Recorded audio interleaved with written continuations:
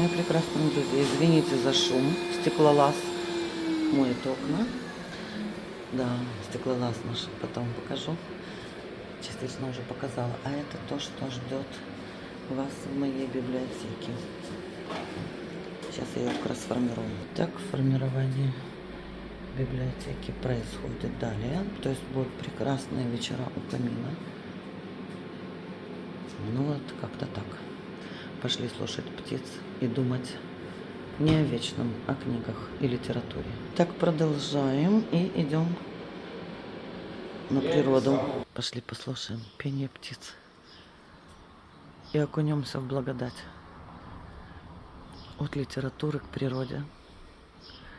В общем, кто любит спокойствие, уединение, красоту, пение птиц, немножко пофилософствовать, подумать о жизни, найти баланс между эмоциями и рацио, это место для вас. Я надеюсь, вы знаете, зачем вы пришли в этот мир. Я знаю, я гармонизирую пространство. Запомните хорошо там, где я есть. Именно поэтому люди стремятся быть со мной. Я это вижу, я не отрицаю. Да-да, я дарю благодать. Вот благодать, не благовзять, а благодать. Обнимаю вас любовью. Чао-чао.